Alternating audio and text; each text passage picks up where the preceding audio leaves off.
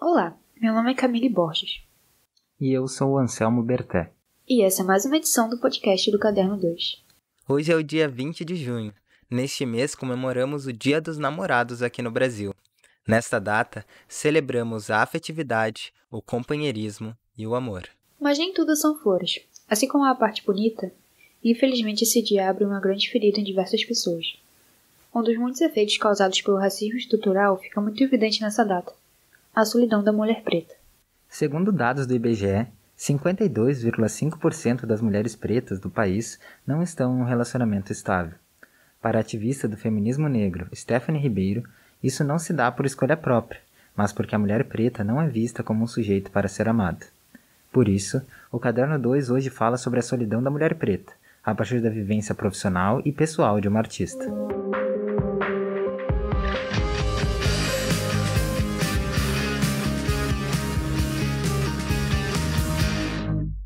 Para iniciar essa conversa, vamos falar com a psicóloga Gabriele Santos, atuante da abordagem humanista centrada na pessoa com enfoque no público negro.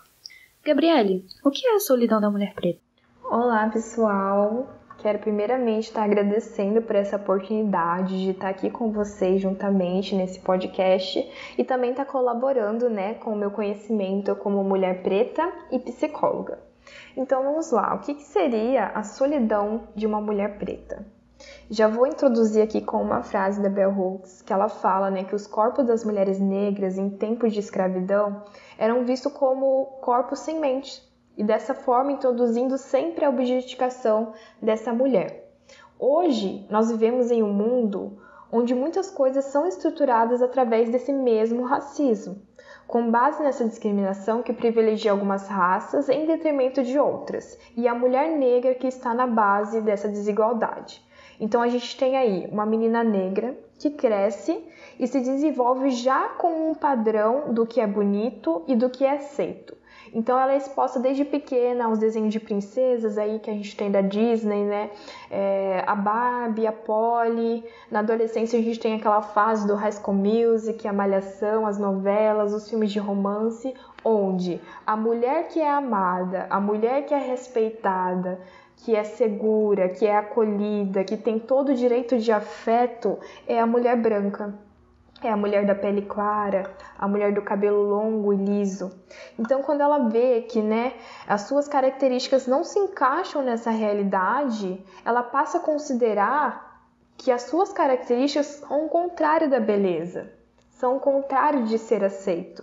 Então, na sua infância e na sua adolescência, que é o período que a gente começa a se relacionar fora do contexto familiar, ela vai reconhecendo que ela pode não ser aceita e que para ter essa aceitação, ela precisa buscar uma mudança corporal, uma mudança física.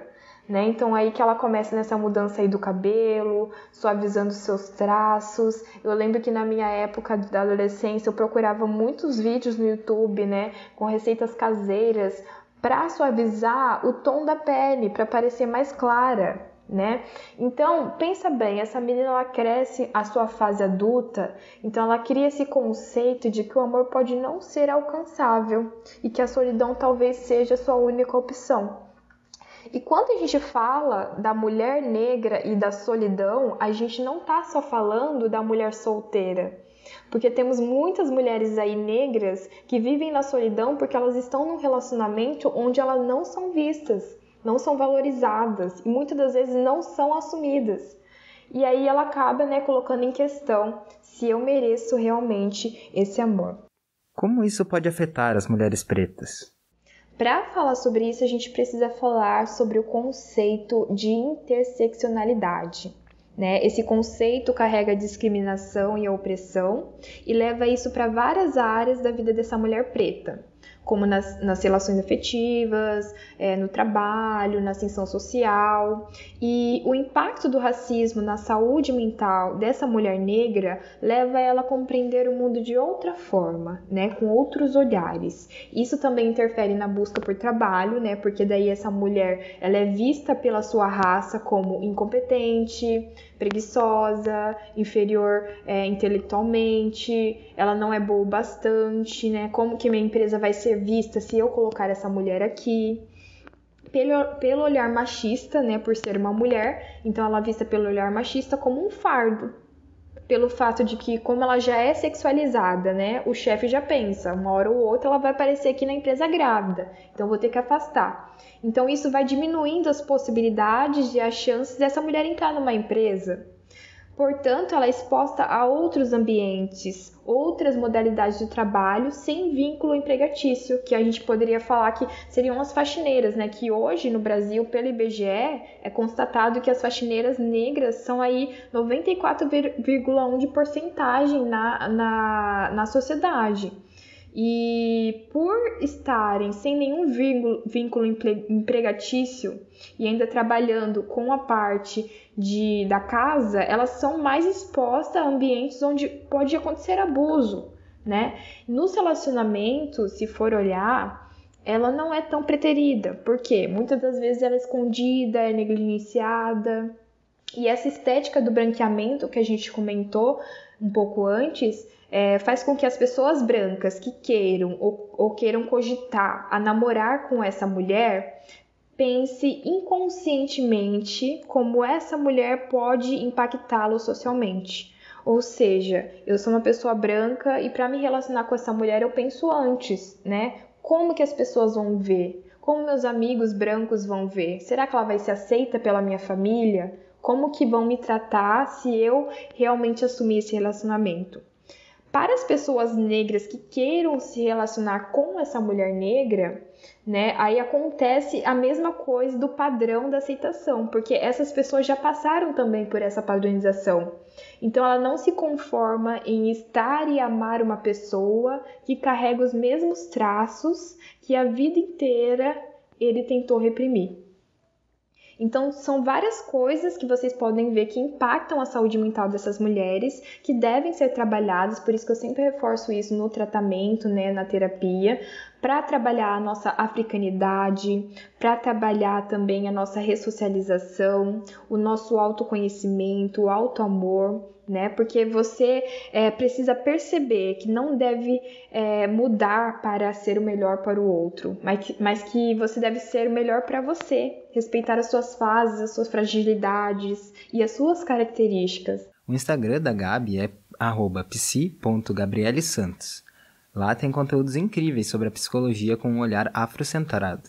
Ela é coautora de um livro que será lançado no final do ano e nele vai falar sobre a autoestima das mulheres. Onde existe dor, existe arte.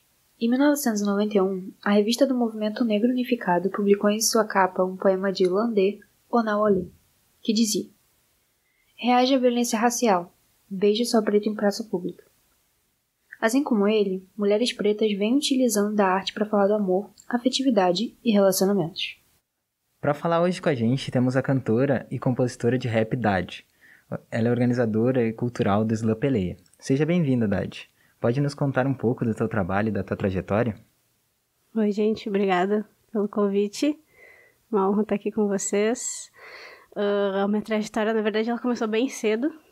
Eu comecei a fazer música com 7 anos e desde então eu não parei mais, assim, tipo, eu vim de uma realidade diferente, assim, né, vim da periferia, não tão diferente para um ciclo de pessoas como nós, assim, pessoas pretas, né, que é o mais comum, mas me introduzir na música foi de uma forma diferente, assim, eu não tive ninguém que, tipo, meu pai era cantor e me deixou um violão e não tive essa herança, assim.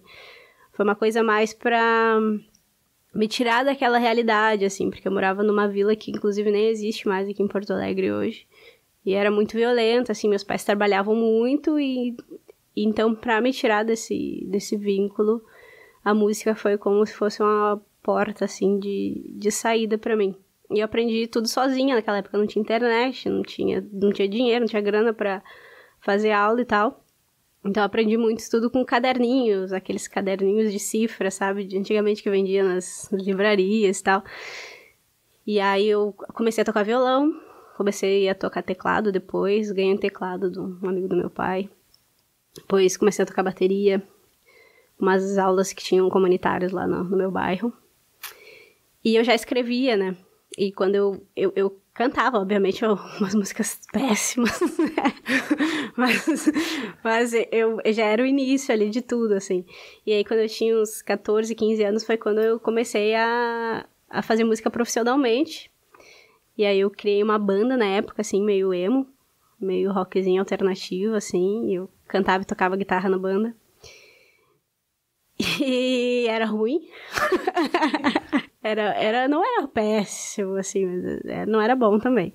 E aí, depois de um tempo tocando com eles, a gente tocava em lugares brancos, né? Eu meio que não me via mais fazendo aquilo, assim, eu não conseguia me ver. Eu tava também entrando na adolescência, assim, quase na fase adulta, eu tava começando a entender algumas coisas sobre mim, e eu não me sentia incluída, mesmo eu estando lá desde muito tempo, assim, não era o que eu queria fazer pra mim, e eu sempre gostei muito de rap. Foi quando eu comecei a escrever, assim, eu escrevi pra banda já uma música mais de rap, assim, mas o pessoal não curtiu muito, e aí eu falei, não, tudo bem, eu sigo meu caminho, vocês seguem o de vocês e tal. E aí comecei a fazer rap lá por 2016, 2017, assim, e não parei mais também.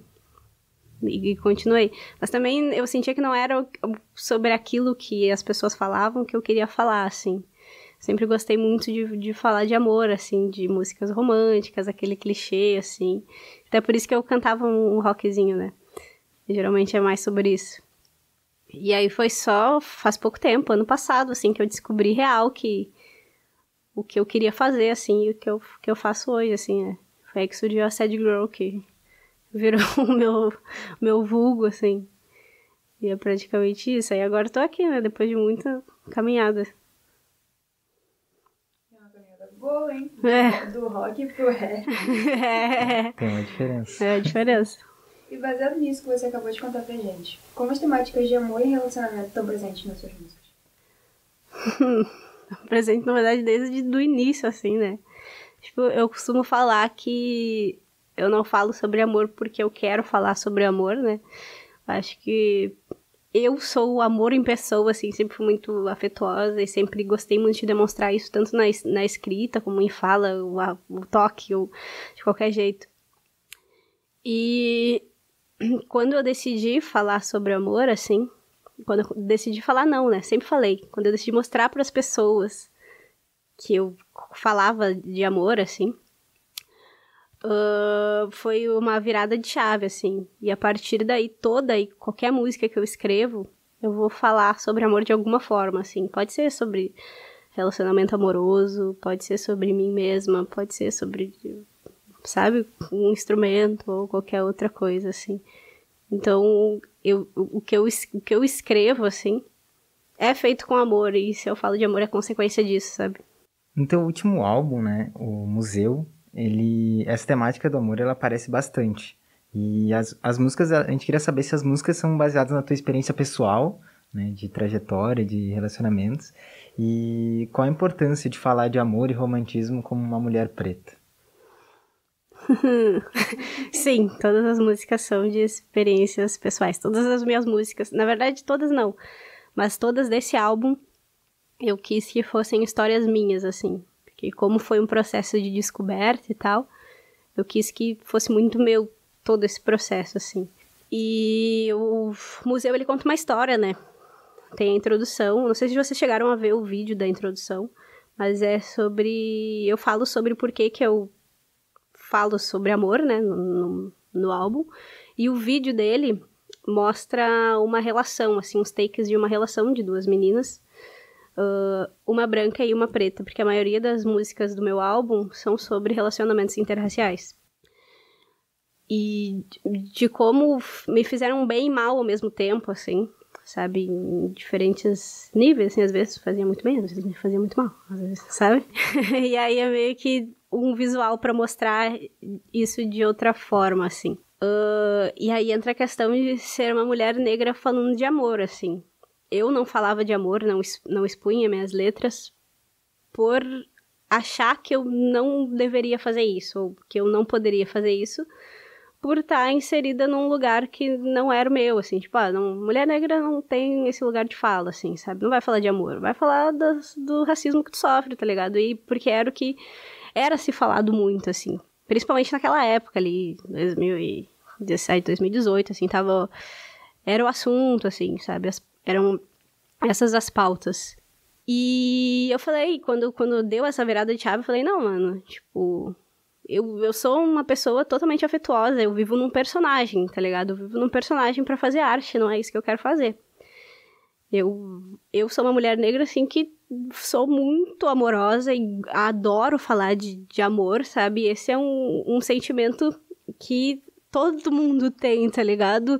Tipo, e virou como se fosse uma frase quando eu fui falar para as pessoas que eu ia fazer isso, que eles falavam muito sobre revolução lá, de raça e tal, de aprender o seu lugar. Daí eu falei que amar também era um tipo de revolução, assim, principalmente entre pessoas negras, assim, sabe?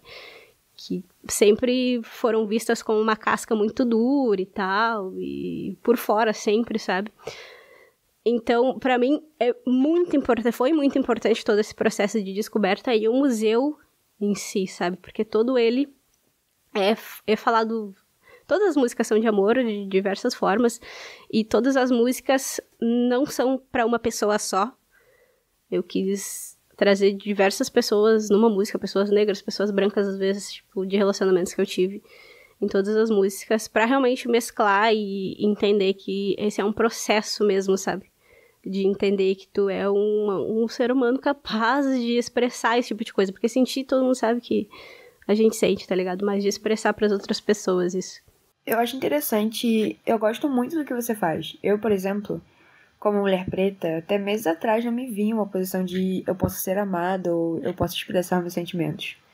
E não, eu tenho que expressar. A gente vive numa sociedade racista em que só essa pauta racial importa. E não é só ela que importa, a gente tem que falar de afeto, a gente tem que falar sobre amor. Eu acho muito importante esse trabalho que você faz. Sim, é exatamente isso. Tipo, a gente não é só isso, né? Tu vê, assim, dentro do movimento artístico, né? Tu já começou a falar sobre essas pautas, assim, antes de 2015, né? Faz muito tempo que tu já tá falando sobre essas coisas. Tu vê na arte em geral, e principalmente no rap, né? Um avanço das pessoas negras falando sobre isso, das mulheres falando sobre isso. Sim, demais, assim. Não querendo me gabar, mas a cena do Rio Grande do Sul, acho que quem trouxe isso de que pode falar, tá ligado? Pode falar disso, não precisa falar só daquilo. Realmente, acho que foi eu, assim. E não foi... E foi aos pouquinhos, né? Tipo, um trabalho de migalhinhas, assim, até se tornar o que é hoje, assim. Inclusive, no Slam, teve Slam Peleia sábado, e teve um poeta, não sei se vocês conhecem, o Felipe Dedes, que é do Poetas Vivos. Ele recitou uma poesia que ele fala exatamente sobre isso, assim. Sobre como as pessoas queriam que a gente falasse sobre algumas coisas, assim. E que a gente não é uma máquina, tá ligado? A gente é pessoa além de artista, sabe? Que a gente, às vezes, quer só ser a gente, falar sobre o que a gente tá sentindo, sobre como que tá o momento, assim. E aí, depois ele até veio falar comigo, assim, sobre essa descoberta da escrita e como nos slams, por exemplo, o racismo, o tema racismo sempre é, tipo, vencedor, assim. Tipo, tu vai lá, tu quer impactar? Tu fala uma poesia sobre racismo que tu vai ganhar 10, e 10, e 10, 10, tá ligado? E às vezes a gente só quer falar o que a gente tá sentindo e não é sobre isso, sabe? É sobre outras questões, assim. E como as pessoas tinham que entender isso, quem vai nessas rodas e tal, entender que a gente sente também coisas além da nossa cor, assim. Sim, e você tinha falado antes que o seu álbum fala muito sobre relacionamento interracial. Você, pelas suas experiências, você acredita que o amor tem cor? Não. Na verdade, essa é uma pergunta. A pergunta, né, crítica. Mas eu já entrei em diversas discussões sobre elas, assim, vários debates. O amor, eu acredito que o sentimento, eu não taxo ele como corado, como eu falo. Mas a gente decide com quem a gente vai se relacionar, obviamente. Tá ligado? Então, se teu ciclo de pessoas que tu convive, com quem tu fica, com quem tem uma relação amorosa, for de pessoas brancas, obviamente tu vai acabar se apaixonando e vai acabar amando uma pessoa branca, sabe? E isso vem muito dos espaços que tu ocupa, sabe? Eu acho que é de se colocar em outra posição, sabe? Então, eu, sim, estive já várias vezes em espaços muito brancos, tanto que já namorei 2 mulheres brancas, assim, porque eu não me entendia também, sabe? E vem muita daquela coisa de odiar a si mesmo e não conseguir amar outra pessoa que seja igual a tu, tá ligado? Mas depois que tu descobre realmente quem tu é e de onde é que tu vem e como tu pode amar, tu escolher agora estar no mesmo espaço que outras pessoas brancas e se relacionar com pessoas brancas, passa a ser somente uma escolha. Pra mim é só uma escolha, tá ligado? Então, essa é uma resposta... Tipo, eu não acredito que o amor tenha cor, tá ligado? Porque eu vejo o amor como um sentimento genuíno que tu planta e amadurece, entendeu? Eu acho que tu escolhe onde que tu vai... Acho que tu escolhe quem tu vai deixar cuidar desse processo contigo. Eu acho que, pela minha experiência com pessoas brancas com quem eu me relacionei, se a pessoa não vê a sua luta, ela não vê a sua cor. Ela não vê quem você é. E eu acho isso muito importante. Eu estudei em escolas particulares, eu estudei em escolas públicas. Já fui uma das únicas pretas da sala e eu não era vista como preta. Foi muito difícil. Então, toda vez que eu queria trazer essa pauta e coisas do tipo... Por que ninguém nunca chega em mim, por exemplo? As pessoas falam, mas não é por causa disso. Mas sim, tem um fundo disso, entendeu? Eu acho que se você tá numa busca por relacionamento, ver a sua cor é muito importante. Eu acho que é, tipo, depois que a gente se descobre mesmo, que a gente começa a entender e poder explicar pro próximo o nosso ponto de vista, assim, sabe? Se a gente tá nesses meios, tipo, quando a gente é criança, a gente não tem noção nenhuma, tá ligado? A gente tá nesses meios e a gente é o que as pessoas dizem que a gente é. E depois que a gente descobre o que a gente é, tá ligado? Que a gente é assim, eu sou uma pessoa preta, tá ligado? Agora eu entendi porque aquilo aconteceu. Porque, tá ligado? Aí tu começa a ocupar os teus espaços, assim, estar com as tuas relações e tal, fazer as tuas escolhas. Por isso que eu disse que se tu quiser voltar pro mesmo ciclo de estar naquele lugar, é uma escolha só tua, tá ligado? Mas tu já te entendeu, aí a escolha é tua. Se tu vai explicar, você vai ter paciência pra estar explicando pra uma pessoa branca o que é isso, o que é aquilo, sabe? Por que dói, por que é que dói, por que, sabe? E é importante a gente explicar. Nós estamos nessa posição em que a gente tem que, pelo menos, mostrar para as pessoas quem nós somos, como é pra gente viver nessa posição. E para eles entenderem como está, de certa forma, do nosso lado, né?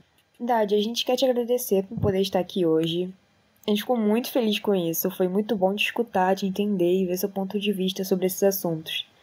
Para fechar, quais são os teus projetos futuros e por onde quem está nos escutando pode te ouvir?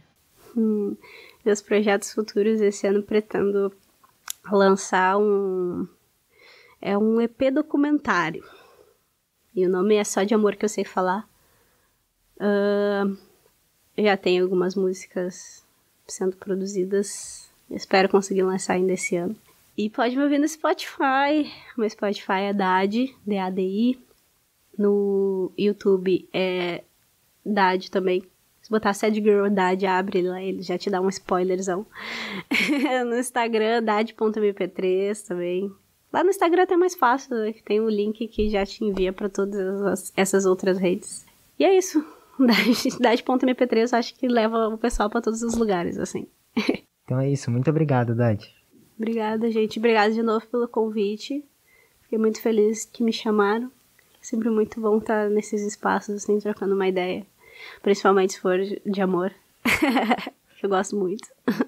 O Caderno 2 também pôde conversar com a mestre em artes cênicas pela URGS, Rita Lendê. Em suas obras, ela trabalha temas como feminismo, sexualidade e empoderamento de mulheres pretas. Bom, Rita, a gente queria começar te perguntando o que é feminismo preto para ti. Para mim, o feminismo negro, ele é uma luta, ele é uma resistência bem importante, né? Principalmente pensando nas agendas de agora, né? Que é uma maneira da gente utilizar a palavra feminismo, né? Como um sentido, como uma seta, né? Para poder pensar um direcionamento a níveis e a passos, mesmo que lentos, né? De igualdade. Então, eu penso que o feminismo negro, para além de resistir muito em sociedade em busca de pé de igualdade, né, ele é uma afirmação. Ele é uma afirmação que, para além de mulheres, né, que é isso que o feminismo diz, nós somos mulheres e queremos e buscamos nosso direito, né? Então, o feminismo negro, para mim, ele tem essa perspectiva de pensar, somos mulheres negras e ansiamos por mais, queremos mais, mas não mais do mesmo, que esse mais do mesmo, ele é a violência, ele é a hipersexualização, ele é o sexismo, ele é o machismo racializado, né? É o racismo de gênero, né? Então, para a gente poder, o feminismo negro, ele vem não só tampar, né? Mas ele vem evocar lacunas ainda existentes na sociedade, que é uma sociedade extremamente racista, machista e cruel.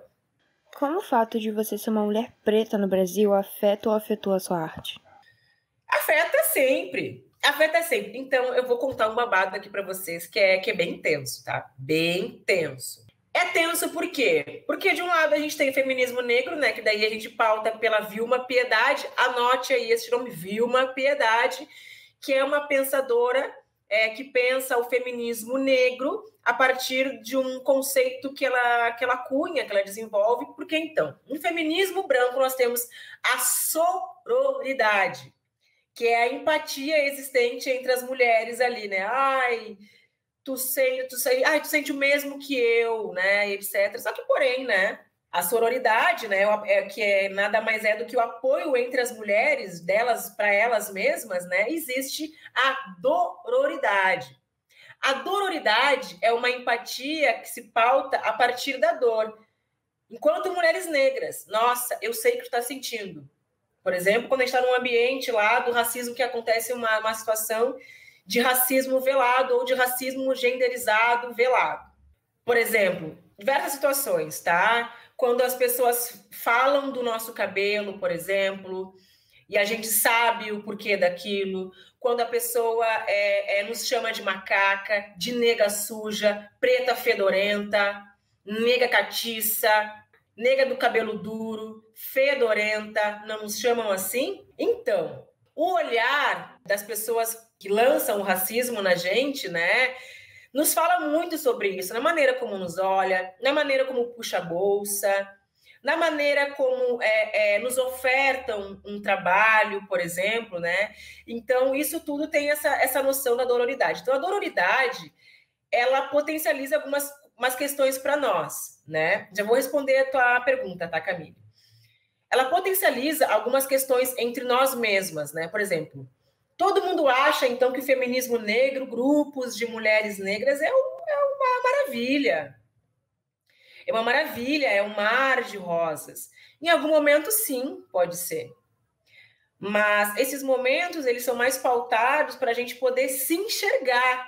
Uma vez que a sociedade nos invisibiliza tanto, torna a gente tão invisível e faz com que a gente compita com a gente o tempo inteiro por conta do capitalismo e do machismo, que a gente acaba, quando a gente está nesses momentos onde a gente se vê, a gente se reconhece, não só se reconhece, como a gente acaba tendo um olhar racializado sobre a nossa própria irmã, aí o buraco fica mais embaixo. Então, Camille, te respondendo, o problema do racismo, ele afeta muito a minha carreira justamente por conta disso, né? Eu não sirvo para lugar nenhum, a não ser para mim. Então, o racismo e o machismo, ele atravessa tanto o meu trabalho ao longo desses 10 anos, que eu tive que criar uma carreira sólida, sozinha. Estou com a plataforma Báscula, por exemplo, que é um projeto que eu pensei sozinha lá no final de 2018, né? Pensei, então, a partir da própria agenda do meu preterimento enquanto uma mulher negra na sociedade, nas relações principalmente, né? Onde eu não sou bem-vinda em grupos de amigos, né? As pessoas ou me expurgam desses grupos porque eu não sou bem-vinda lá, ou em grupos de dança ou de teatro, né? Onde eu não sou bem-vinda, né? Então, acabou com que eu fui me retirando, pensando nesse preterimento, pensando no cuidado, como eu cuido da minha sexualidade, por exemplo, né? Como eu cuido do meu corpo, como eu cuido da minha arte, como eu cuido da minha espiritualidade, da minha existência, né? Então, daí surgiu a plataforma Báscula. Assim como também outros trabalhos e projetos que eu desenvolvo que estão atrelados a essa plataforma também, né? Que fizeram eu pensar justamente nessa dificuldade de diálogo com outros grupos e outras propostas. Então, o que acontece é criar uma trajetória solo, uma trajetória sozinha de sucesso e linear para poder pensar esse corpo. Então, tudo que as pessoas fazem para mim, nesse sentido, né, fazem entre aspas para mim, né, eu elaboro, penso um trabalho, né, penso uma criação, né. Então, por exemplo, tive uma decepção amorosa muitos anos atrás, criei um projeto que reverbera até hoje, né, já vou ir para festivais internacionais, por exemplo, né. Alguém falou mal do meu corpo, alguma coisa desse tipo, né. Venho para a Báscula, né? Penso na cura desse corpo, na cura dessa sexualidade, nesse machismo enraizado que está aí. E também é isso, né? Como a gente pode seguir sozinha, né? Diante de tanta dor, diante de tanto sofrimento, né? Diante de tanta dificuldade. Então, ser artista diante disso tudo, né? Com o racismo, com o machismo, estar diante, mais uma vez, né, de criar estratégias de resistência e principalmente de sobrevivência. Quando você falou no início da dororidade, eu achei muito incrível porque tem tudo a ver com o tema que a gente está propondo no podcast.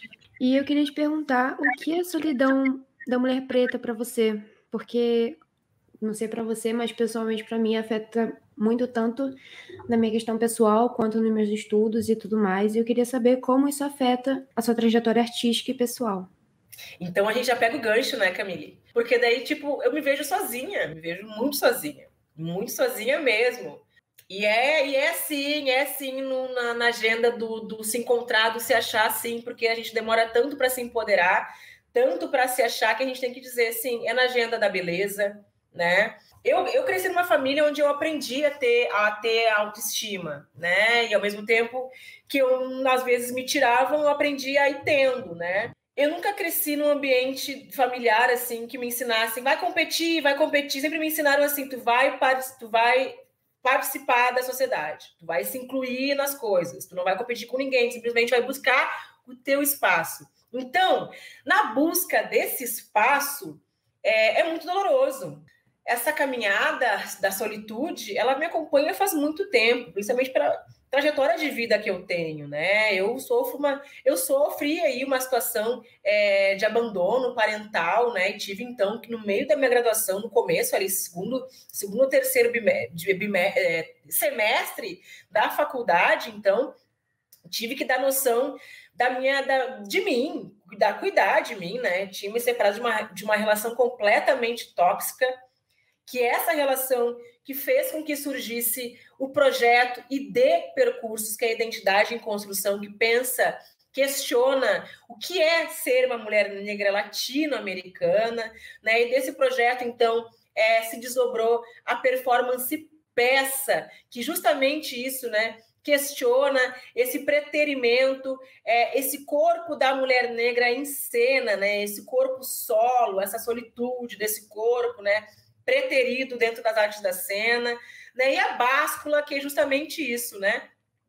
Que vem falar da cura dessa hipersexualização que lançam para o nosso corpo, que provoca a nossa fertilidade, que faz com que nos animalize, que nos hipersexualize e coisifique as nossas questões, né? Mas a gente quer ser acarinhada, a gente quer ter uma rede real de amigos, a gente quer, de fato, confiar e participar da agenda cultural e da agenda social de maneira saudável.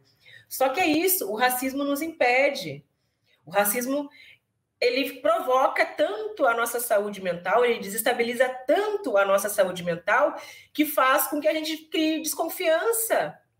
Aprendi, né, com um grande sacerdote, aí, do qual eu não tenho mais vínculo, mas que fez parte da minha vida por muito tempo, né? Aliás, agradeço aos orixás por ter tido uma passagem, né, enquanto uma aprendiz, né, da espiritualidade africana, brasileira, né, no seu espaço sagrado, o Ori, que é o receptor do mundo. É o Ori é o receptor do mundo. No Ori, nós temos esses orifícios, né? Nós temos a boca, nós temos o nariz, nós temos os olhos e nós temos os ouvidos.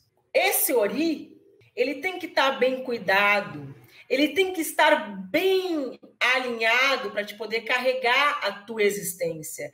Quando a gente fala em solidão, a gente entra numa perspectiva colonial única, egoísta, né? Porque daí o que a gente pode pensar?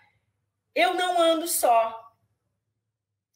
Eu ando só diante daquilo que a sociedade vê, enquanto uma figura única ali, sozinha, né?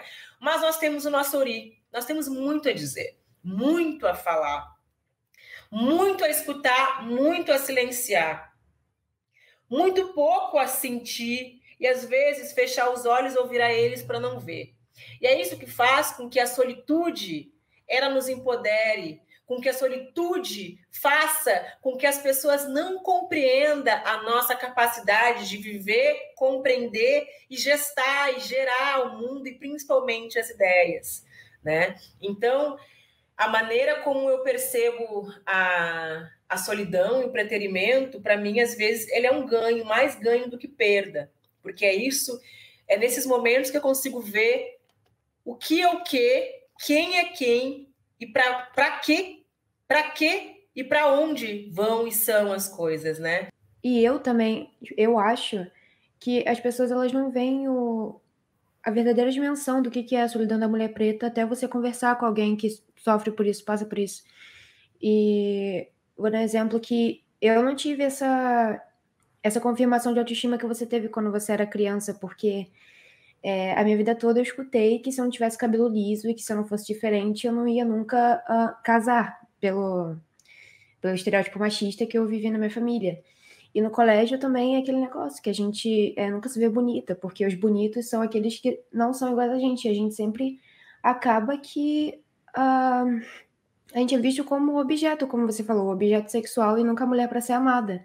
A partir do momento que a gente se acha, a gente vê que aquilo tudo que a gente aprendeu sobre a gente, de certa forma, não ter o significado que a gente acha que merece, aquilo lá se desconstrói e vira isso que você falou. Eu acho isso muito legal.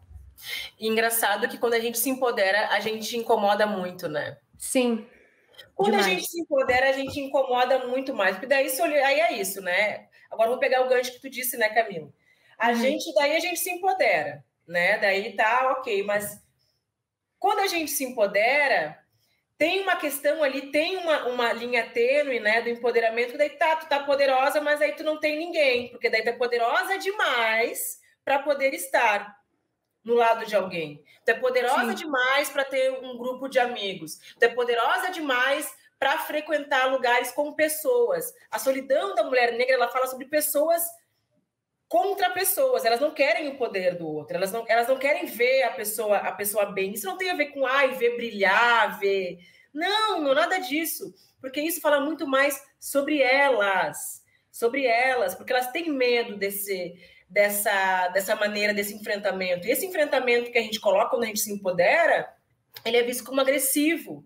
Não só empoderada, mas uma mulher forte que aguenta tudo e qualquer coisa. Então, daí as pessoas caem para cima da gente, achando que a gente tem uma estrutura de metal, né, que não abala nenhuma estrutura. Então, quando a gente volta ali para a questão do cabelo, por exemplo, que tu trouxe, né? Que para ser aceita só com cabelo liso. Eu passei por isso na minha adolescência, quase fase adulta ali, né? Que eu queria alisar meu cabelo por conta das estrelas pop e tal, das divas pop, tipo Beyoncé e etc, né, TLC, que era da minha época. Então eu queria alisar o cabelo e achava que de repente ali eu ia encontrar. Mas essa questão da infância da menina negra, ela dá pano para manga. Porque é na escola que começa todo esse jogo social. Na infância que existe, né, dessa troca de afeto, as meninas negras são sempre preteridas ou levadas para o canto, né, ou mostrando Sim. parte do corpo, né, por pura curiosidade, coisificação e animalização dos meninos brancos. Na adolescência, aí inverte a situação, porque as mulheres negras, adolescentes, jovens, são as primeiras a perderem a virgindade antes das meninas brancas, lembrando bem, né? Porque daí elas são o buraco sexual de experiência dos meninos brancos, né? A iniciação Sim. sexual dos meninos brancos, né? Então isso... E aí vira o sigilo da pessoa, porque no final ela só vai ser usada para aquilo. Exatamente. Aí no final a gente só é usada para aquilo e a gente é extremamente estimulada sexualmente. Então daí quando vê a gente vai aceitando relações abusivas, relações que só nos sexualizam e não nos assumem e vira uma lambança e vira uma bagunça. Quando vê a gente se perde e acha que qualquer coisa que aparece na nossa vida é uma relação e não é bem assim. Não é bem assim. Por isso que é importante o empoderamento. O empoderamento ele não é nada romantizado. Para a gente poder chegar nesse lugar de se encontrar, de se achar, ele demora muito tempo. Porque daí a gente perde amizades, a gente perde pessoas na nossa vida, porque a gente precisa ganhar a mais importante delas, que somos nós.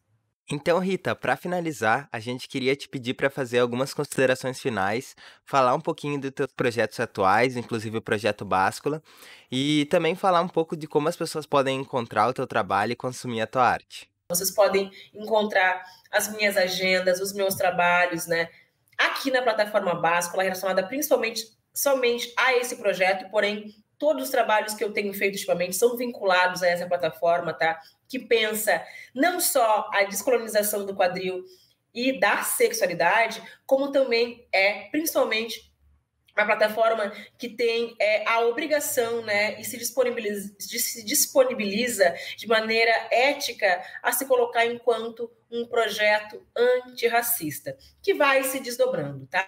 Plataforma Báscula, como eu disse antes, ela não só pensa a sexualidade, a descolonialidade do corpo, em dança, em movimento, mas também se coloca à disposição para pensar as artes da cena a partir dessa proposição das quais eu venho me colocando enquanto uma artista, tá bom? Quer me encontrar? Me encontra também ali na Rita Lendê, tá bom? @Rita Lendê, e a gente vai se vendo por aí e se atualizando, tá bom? Agora que nos direcionamos ao fim do podcast, eu e a Camille queremos agradecer muito a participação da Gabriele, da Dade e da Rita nesse momento enriquecedor. Esperamos que essa conversa sirva como reflexão a partir do olhar de pessoas pretas nesse período de afetividade. Acima de tudo, nós da comunidade preta temos que levar esse tema tão importante com vários pontos de vista para o maior número de pessoas.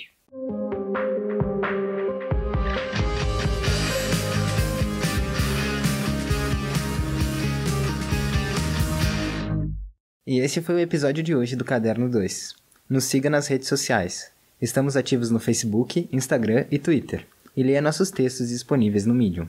A edição desse podcast foi feita por Anselmo Berté e foi roteirizada por Camille Borges e Anselmo Berté. Trilha sonora original por Arthur Last e Adriano Quadros. Muito obrigada pela sua audiência e até semana que vem.